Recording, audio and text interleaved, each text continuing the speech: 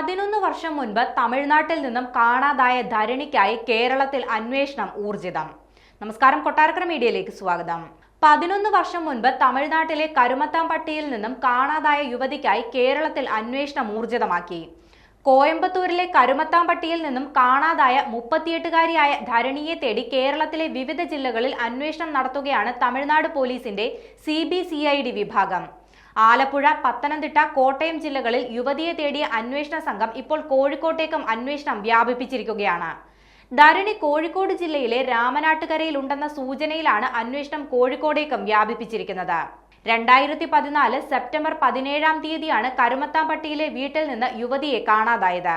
എഞ്ചിനീയറായ ധരണി വിവാഹശേഷം ഭർത്താവിനോടൊപ്പം അമേരിക്കയിലേക്ക് പോയിരുന്നു. അമേരിക്കയിൽ ഗ്രീൻ കാർഡ് ഉൾപ്പെടെ സ്വന്തമാക്കിയെങ്കിലും വൈകാതെ ഇന്ത്യയിലേക്ക് മടങ്ങി. അമ്മയ്ക്ക് സുഖമില്ലെന്ന് കള്ളം പറഞ്ഞായിരുന്നു ധരണി വീട്ടിലേക്ക് മടങ്ങിയെത്തിയത്. എന്നാൽ ഭർത്താവിനോടൊപ്പം കഴിയാൻ ആഗ്രഹമില്ലെന്നായിരുന്നു ധരണി അമ്മയോട് പറഞ്ഞത്. ആത്മീയതയാണ് തന്റെ മാർഗമെന്ന് പറഞ്ഞ യുവതി ആശ്രമം സ്ഥാപിക്കാൻ അമ്മയോട് പണം ആവശ്യപ്പെടുകയും ചെയ്തു. എന്നാൽ അമ്മ പണം നൽകാൻ കൂട്ടാക്കിയില്ല. പൂർവിക സ്വത്ത് ഭാഗം വെക്കണമെന്ന് ആവശ്യപ്പെട്ടെങ്കിലും രക്ഷിതാക്കൾ അതിനും തയ്യാറായില്ല. ഇതോടെയാണ് ധരണി വീട്ടിൽ നിന്നും ഇറങ്ങിപ്പോയത്. പാസ്പോർട്ട് ഉൾപ്പെടെയുള്ള രേഖകൾ വീട്ടിൽ വെച്ചായിരുന്നു ധരണി പോയത്. അമ്മയുടെ പരാതിയിൽ അന്ന് കോയമ്പത്തൂർ കരുമത്താംപട്ടി പോലീസ് കേസെടുത്തു. കാണാതായി 5 മാസത്തിന് ശേഷമാണ് ധരണിയെക്കുറിച്ചുള്ള വിവരങ്ങൾ പോലീസിന് ലഭിച്ചത്. ഇതിനിടെ ധരണിയുടെ മാതാവ് സമർപ്പിച്ച ഹേബിയസ് കോർപ്പസ് ഹർജി പരിഗണിച്ച മദ്രാസ് ഹൈക്കോടതി കേസിൽ റിപ്പോർട്ട് സമർപ്പിക്കണമെന്ന് തമിഴ്നാട് പോലീസിനോട് നിർദ്ദേശിക്കുകയും ചെയ്തു. ഇതിനെ തുടർന്നാണ് 2023 കേസ് ലോക്കൽ പോലീസിൽ നിന്നും CBCID വിഭാഗത്തിന് കൈമാറിയത്. CBCID നടത്തിയ അന്വേഷണത്തിൽ 2015 ഫെബ്രുവരി 27-ന് ധരണി ചെങ്ങന്നൂരിൽ നിന്നും പത്തനംതിട്ട സ്റ്റേഡിയം വരെ യാത്ര ചെയ്തിരുന്നതായി കണ്ടെത്തി. കമ്പ്യൂട്ടർ എഞ്ചിനീയറിംഗിൽ ബിരുദമുള്ള ധരണിക്ക് നിരവധി മെയിൽ ഐഡികൾ ഉണ്ടെന്നും സാമൂഹ്യ മാധ്യമങ്ങൾ ഉപയോഗിച്ചിരുന്നതായും അന്വേഷണത്തിൽ മനസ്സിലായി. ഇമെയിൽ ഐഡികളിൽ ഒന്ന് ട്രാക്ക് ചെയ്തപ്പോഴാണ് യുവതി കേരളത്തിലുണ്ടെന്ന് അറിഞ്ഞത്.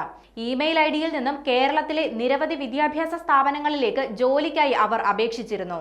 IP അഡ്രസ്സിൽ നിന്ന് പത്തനംതിട്ടയിലെ ലൊക്കേഷനാണ് പോലീസിന് ലഭിച്ചത്. എന്നാൽ പത്തനംതിട്ടയിൽ എത്തിയതിനു ശേഷം ഇമെയിൽ ID ഉപയോഗിച്ചിട്ടില്ല. CBCID അന്വേഷണത്തിനിടെ ഇമെയിൽ ഐഡിയിൽ 2022 ലോഗിൻ ചെയ്യാൻ ശ്രമിച്ചതായും കണ്ടെത്തി.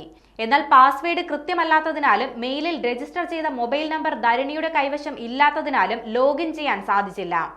ഈ തെളിവുകൾ കേന്ദ്രീകരിച്ചാണ് കോട്ടയം, പത്തനംതിട്ട ജില്ലകളിലെ വിവിധ വിദ്യാഭ്യാസ സ്ഥാപനങ്ങളിൽ CBCID അന്വേഷണം നടത്തിയത്.